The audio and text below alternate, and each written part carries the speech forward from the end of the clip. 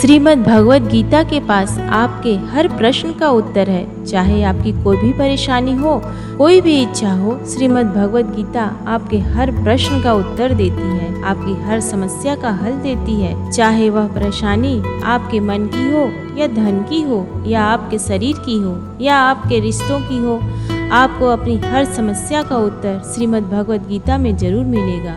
आज हम उसी श्रीमद् भगवद गीता के ऐसे 11 अनमोल उपदेश आपको बताएंगे जो आपकी पूरी जिंदगी बदल देंगे। बस आप इन बातों को वीडियो के अंत तक ध्यान से सुनिए। जो भी व्यक्ति इस वीडियो को अंत तक सुनेगा उसे अपनी जिंदगी, उसे अपनी हर परेशानी का हल अवश्य मिलेगा। उसे अपनी जिंदगी में जो कुछ भी करना है वह उसे जरूर मिलेगा। श्रीमद् भगवद गीता का सबसे पहला उपदेश यह है कि कोई अगर आपका अपना है या कोई आपसे बड़ा है तो उसका अपने प्रति गलत व्यवहार कभी भी सहन नहीं करना चाहिए। यह गीता का उपदेश हमारी जिंदगी से भी जुड़ा है। हम भी अपने मन की अधिकतर तकलीफों को यह सोचकर जिंदगी भर सहते रहते हैं कि यह तो मेरा अपना है, यह तो मेरा बड़ा है, इसको हम कैसे कुछ कह सकते हैं। हम अगर नहीं सहेंगे, कुछ कह देंगे तो हमारे रिश्ते ही खराब हो जाएंगे, हमारे रिश्ते ही समाप्त हो जाएंगे। पर सोचने की बात यह है कि उस व्यक्ति को आप अपना कैसे मान सकते हैं जो आपकी तकलीफों की वजह से, आपका तो वह होता है जो हमारी तकलीफों को दूर कर दे। तो गीता का यह उपदेश है कि किसी को भी अपना फायदा मत उठाने दो, किसी को भी खुद पर जुल्म मत करने दो, क्योंकि आप जितना सही सह लोगे आपको उतना सहने के लिए और मजबूर करेंगे। गीता का पहला अध्याय जिसका नाम अर्जुन विषाद योग है और दूसरा अध्याय जिसका नाम सांख्य योग है, उसके आरंभ में अर्जुन ने श्री कृष्ण के आगे अपना दुख प्रकट किया कि हे केशव, मैं कौरवों से कैसे युद्ध कर सकता हूँ? यह सब तो मेरे अपने ही है। मैं कैसे भीष्म पितामह और द्रोणाचार्य से युद्ध करूँगा, क्योंकि वो दोनों मेरे पूजनीय हैं। इसलिए इन गुरुजनों को मारने से तो अच्छा है मैं भिक्षा के अन्न को खाकर अपने जीवन का गुजारा करूं। और जिन कौरवों से मैं युद्ध करने जा रहा हूं वह सब धृतराष्ट्र के पुत्र मेरे भाई ही हैं, मेरे अपने ही हैं। इन सब को मारने से अच्छा है कि मैं सन्यासी बन जाऊं। तो श्री कृष्ण ने अर्जुन से कहा कि यहाँ कौन अपना है और कौन पराया है। जो अधर्म करता है उसके साथ युद्ध करना तुझे मोक्ष और मुक्ति देगा। तू अपने इस मन के मोह को त्याग दे, नहीं तो सारा जग तेरी निंदा ही करेगा, तुझे डरपोक कहेगा। बात अपने पराये की नहीं है, धर्म और अधर्म की है। बात सही और गलत की है। अगर तू गलत को सहेगा, उसका अंत नहीं करेगा, तो गलत करने वाले को और बल मिलेगा, वो और भी गलत करेगा। इसलिए मन के मोह को त्याग करके तो युद्ध कर। महाभारत की एक और कहानी भी है। जब अर्जुन के पुत्र अभिमन्यु की युद्ध में मृत्यु हो जाती है तब अर्जुन बहुत दुखी होता है, रोने लगता है। वह श्री कृष्ण से कहने लगा कि मेरा पुत्र अभिमन्यु मर गया है, यह दुख बिल्कुल भी सहन नहीं कर सकता, मैं भी अपने आप को समाप्त कर लूंगा। फिर भगवान श्री कृष्ण उसे आत्माओं के लोक में लेकर, जहाँ अभिमन्यु आनंद से बैठा हुआ था, क्योंकि उसने क्षत्रिय चित्त व्यवहार किया था, इसलिए उसे उत्तम पद की प्राप्ति हुई। जब अर्जुन अभिमन्यु के पास रोते रोते पहुंचा, अपने पुत्र को देखकर अर्जुन बहुत प्रसन्न हुआ। उसे गले से लगाकर कहने लगा कि हे पुत्र, तेरे बिना तो मैं जी ही नहीं सकता, मैंने तो अपने जीवन की आशा का ही त्याग कर दिया है। तो अभिमन्यु कहने लगा कि आप कौन है? अर्जुन बोला, मैं तेरा पिता हूँ, तू मेरा पुत्र है। अभिमन्यु कहने लगा कि कौन पिता कौन पुत्र, मेरे हजारों जन्म हुए हैं, किसी जन्म में आप मेरे पिता बनते हैं और किसी जन्म में मैं आपका पिता बनता हूँ। आत्मा का ना कोई माता होता है और ना ही कोई पिता होता है। जब अर्जुन ने देखा कि मेरा पुत्र मुझे पहचान भी नहीं पा रहा है तो उसका सारा मोह खत्म हो गया। इसलिए गीता के उस उपदेश को ठीक से समझ लो कि यहाँ कोई अपना पराया नहीं है। जो बुरे वक्त में, तकलीफ के वक्त में हमारा साथ दे, सिर्फ वही हमारा अपना है, बाकी सब पराए हैं। गीता का दूसरा उपदेश यह है कि जो चला गया कभी उसका दुख मत करो, जो आने वाला है उसकी बिल्कुल भी चिंता मत करो। जब महाभारत का युद्ध चल रहा था तब अर्जुन ने श्री कृष्ण से कहा कि अगर यह युद्ध हुआ तो करोड़ों लोग मारे जाएंगे। जो सैनिक और योद्धा इस युद्ध में मारे जाएंगे उनकी स्त्रियों का क्या होगा? समाज कैसे आगे बढ़ेगा? और भी बहुत सी बातें अर्जुन ने विस्तार से कही। तो भगवान श्री कृष्ण ने कहा, अर्जुन तू बड़ी बड़ी ज्ञानियों जैसी बातें करता है, लेकिन जो सच में ज्ञानी होता है वो लोग मर चुके हैं, जा चुके हैं या एक दिन जाने वाले होते हैं। उनकी चिंता नहीं करता है, उनका दुख नहीं करता। तेरे हाथ में कुछ भी नहीं है, तू चाहकर भी कुछ कंट्रोल नहीं कर सकता। जीवन और मरण यह तो प्रकृति की नियति है।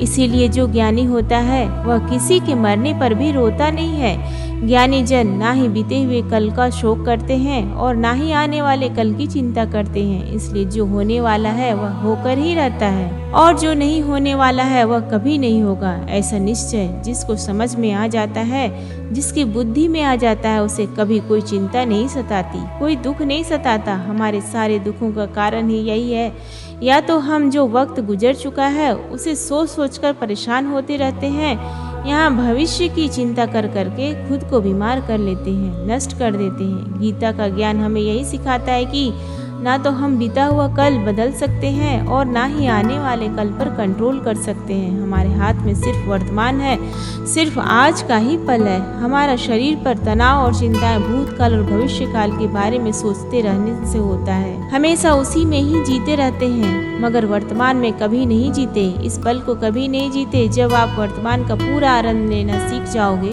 तभी आपकी जिंदगी में तनाव कम होगा, चिंताएं खत्म होगी। वर्तमान में जीना एक बहुत बड़ी उपलब्धि है। हमारे हाथ में भी सिर्फ आज का ही पल है। हमें जो भी करना है आज ही करना है। कभी भी यह सोचकर समय को नष्ट नहीं करना चाहिए कि अभी मेरे पास बहुत समय बचा है।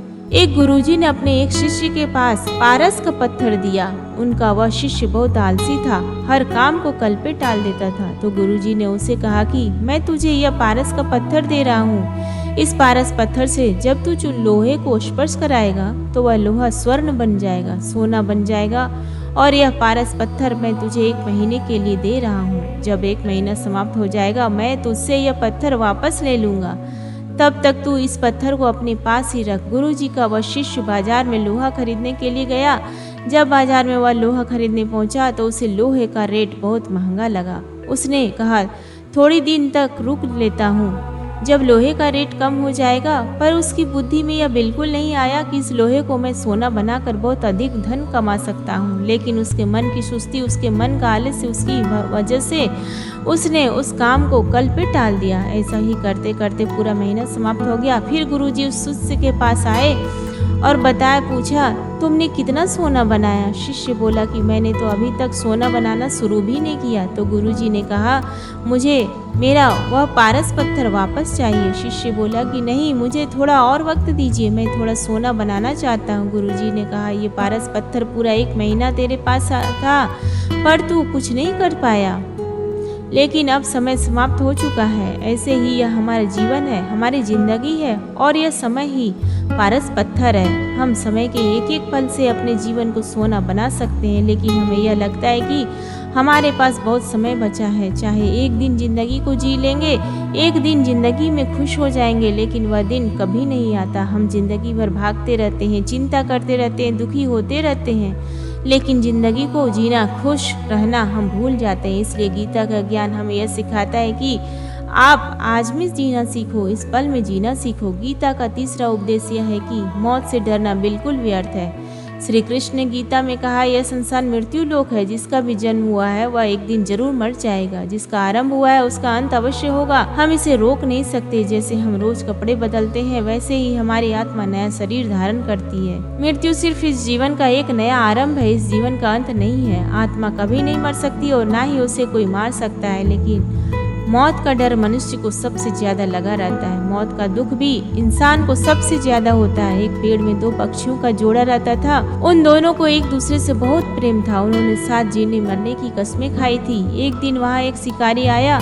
उसने एक तीर चलाकर वहाँ पेड़ पर बैठे मादा पक्षी को मार दिया। तो वो अकेला नर पक्षी रोने लगा कि मैं तुम्हारे बिना कैसे जी पाऊंगा, तुम्हारी जगह मेरी मृत्यु आ जाती, मेरा जीवन तुमको मिल जाता। वो रो रो के बहुत विलाप करने लगा। इतने में ही उस शिकारी ने दूसरा तीर चलाया और उस नर पक्षी को भी मार दिया। वास्तविकता यह है कि यह कहानी हमारी ही है। हम भी रोते रहते हैं जब कोई मरता है, लेकिन हमें यह नहीं पता कि एक ना एक दिन हमारा भी जीवन समाप्त हो जाएगा। हम भी उसी मृत्यु के पेड़ पर ही बैठे हैं, लेकिन शरीर का मिटना हमारा अंत नहीं है। श्री कृष्ण ने अर्जुन से कहा कि हे अर्जुन, तेरे और मेरे अनंत जन्म हुए हैं, तुझे कुछ भी याद नहीं है, लेकिन मुझे सब कुछ याद है। जो व्यक्ति इस सत्य को समझ ले कि यहाँ इस संसार में कुछ समय के लिए आया हूँ, उसकी जिंदगी के सारे झगड़े, सारे दुख, सारी चिंताएं ही समाप्त हो जाएंगी। जब इस संसार से जाना ही है तो दुख किस बात का। पहले के जमाने में साधु महात्मा लोग पैदल यात्रा करते थे। यात्रा करते करते वह एक नगर में पहुंचे। वह महात्मा बहुत थक चुके थे। उस नगर में उन्होंने एक महल देखा और उन्होंने उस महल में जाकर विश्राम करने का सोचा और वह महल में जाकर सो गए। जब वह उस महल में वहां का राजा पहुंचा तो उसने अपने पलंग पर उस महात्मा को सोता देखकर बहुत हैरान हो गया। राजा उस महात्मा से पूछने लगा कि तुम मेरे महल में कैसे घुस आए और मेरे बिस्तर पर सो रहे हो। महात्मा कहने लगा, यह तुम्हारा महल है, मुझे तो लगा यह धर्मशाला है। तो राजा ने कहा, आपको मेरा महल धर्मशाला कैसे लगा। तो महात्मा ने राजा से प्रश्न किया कि तुमसे पहले इस महल में कौन रहता था। तो वह राजा बोला कि मुझसे पहले मेरे पिता यहाँ पर रहते थे, उससे पहले मेरे दादाजी यहाँ पर रहते थे।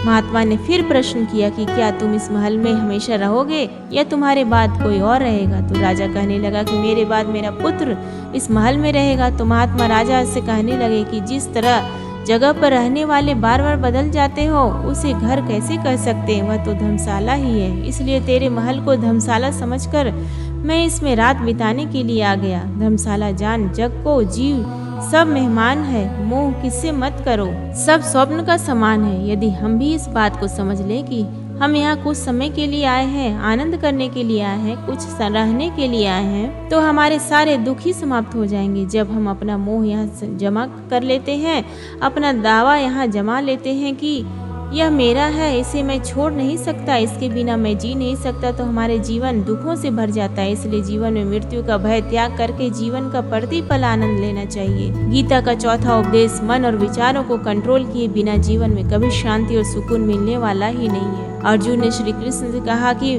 मेरा मन सही गलत सब कुछ जानता है, फिर भी मेरे विचार और मेरा मन मुझसे कंट्रोल नहीं होता। जो करना चाहता हूँ वह कर नहीं पाता हूँ, जो नहीं करना चाहता हूँ वह मेरे मन मुझसे जबरदस्ती करवाता है। इसलिए मैं बेचैन हो गया हूँ, मुझे शांति नहीं है। श्री कृष्ण ने अर्जुन से कहा, उसके लिए तुझे अपने मन और विचारों से डिटैच होना पड़ेगा। अपने मन और विचारों को सही दिशा में ले जाने की प्रैक्टिस करनी होगी, अभ्यास करना होगा।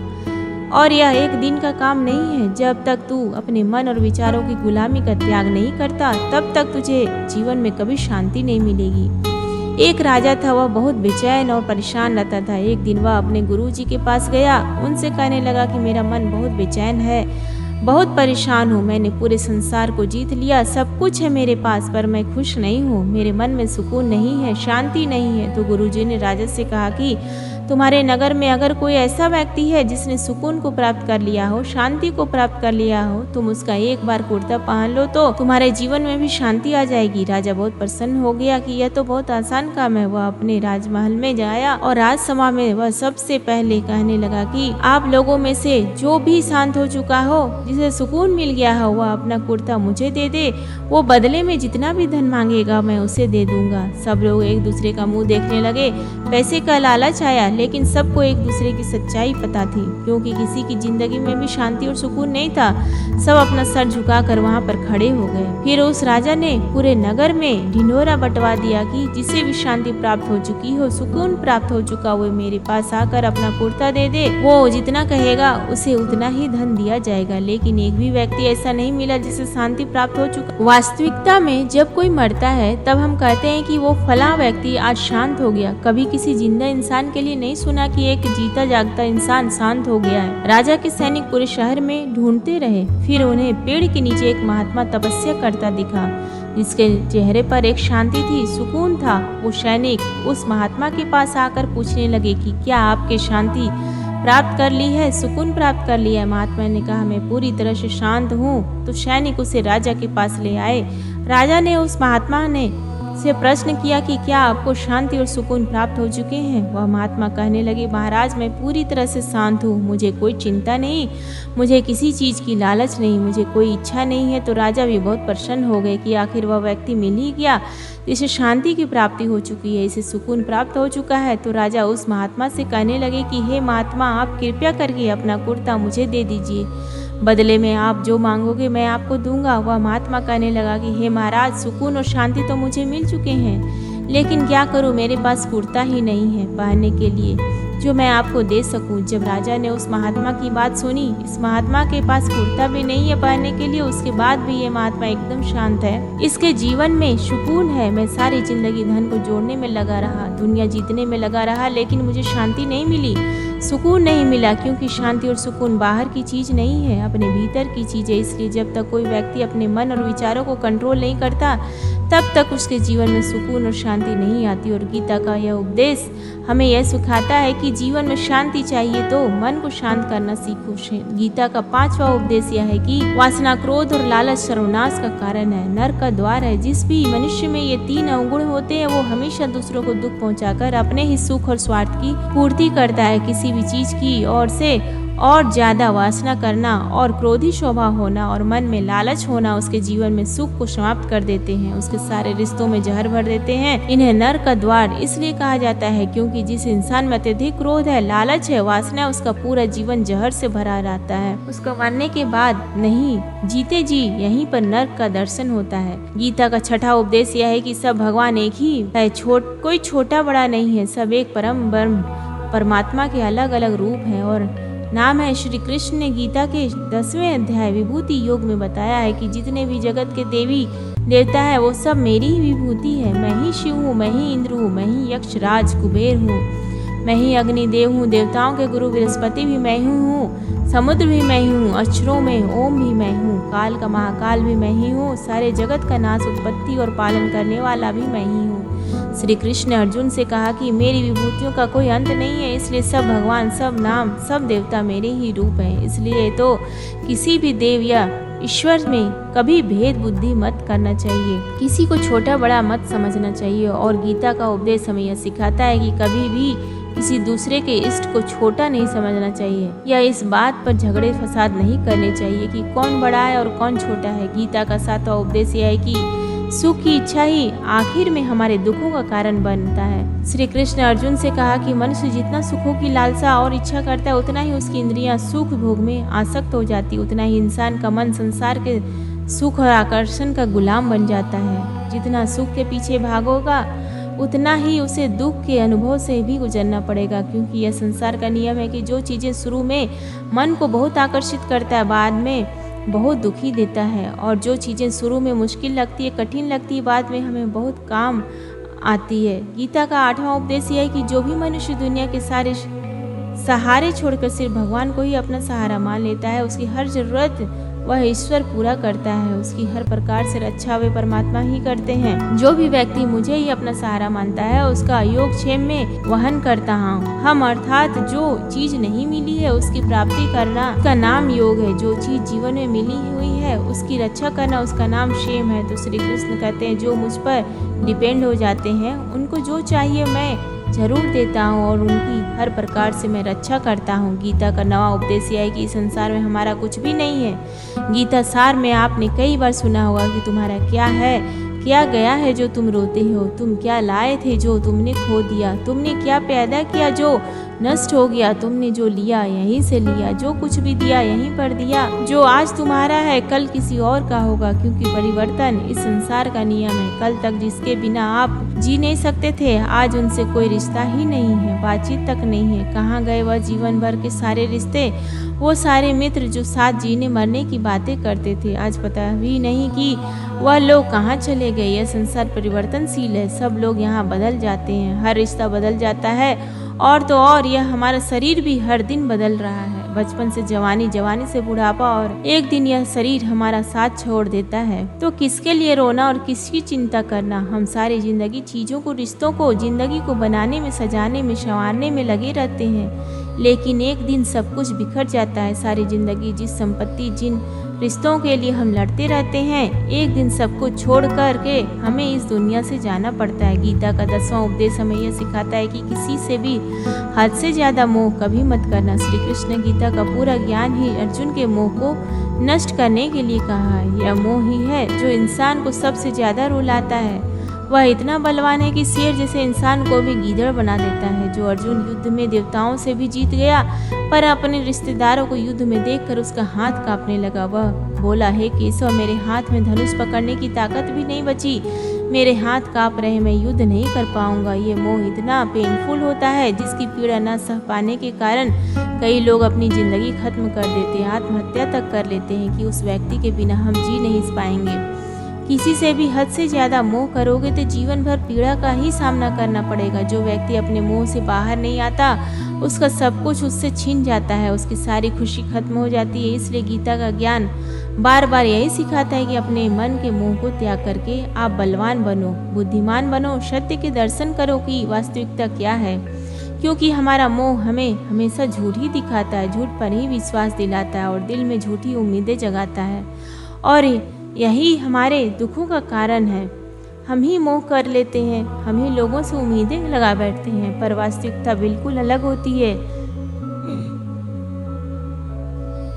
लोग वैसे नहीं होते जैसे हम मान लेते हैं, जैसा हम समझ लेते हैं। क्योंकि मोह के कारण हमें सच्चाई दिख नहीं पाती, लोगों का असली चेहरा नहीं दिख पाता। इसलिए गीता का उपदेश हमें यह सिखाता है कि जीवन में अगर आनंद और प्रसन्नता से रहना है तो किसी से भी हद से ज़्यादा मोह कभी मत करना। गीता का 11वां उपदेश यह है कि इस दुनिया में अगर आए हो तो दुख तो मिलेगा ही मिलेगा, दुख से कभी घबराना मत, दुख से कभी डरना मत। श्री कृष्ण ने गीता में कहा है कि यह संसार दुखाल अमशा स्वतः है, अर्थात यह संसार दुखों का घर है। जिसे औषधालय में औषधि मिलता है, पुस्तकालय में पुस्तकें मिलती है, चिकित्सालय में चिकित्सा होती है, वैसे इस संसार को भी श्री कृष्ण ने एक नाम दिया है, दुखालय, जहाँ पर दुख मिलता है। जो दुख तो यहाँ पर हर किसी के जीवन में आता है, लेकिन अगर दुख आया है तो सुख भी आएगा।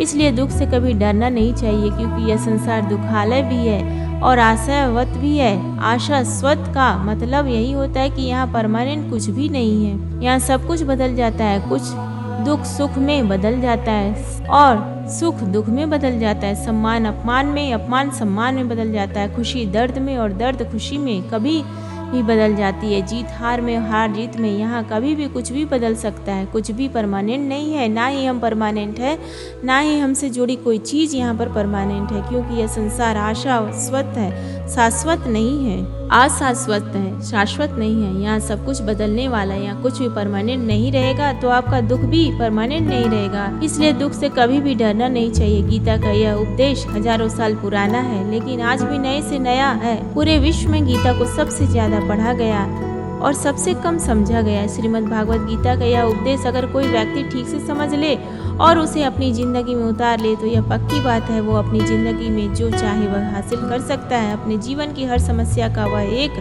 पल में बाहर आ सकता है। श्रीमद् भागवत गीता के इस दिव्य उपदेश को हमें बार बार सुनना चाहिए, हर रोज सुनना चाहिए। जब भी जीवन में कोई चिंता या परेशानी आए तो एक बार इस उपदेश को जरूर सुन लेना और मन में यह विश्वास रखना कि गीता का यह उपदेश आपकी जिंदगी की हर परेशानी में आपको राह अवश्य दिखाएगा।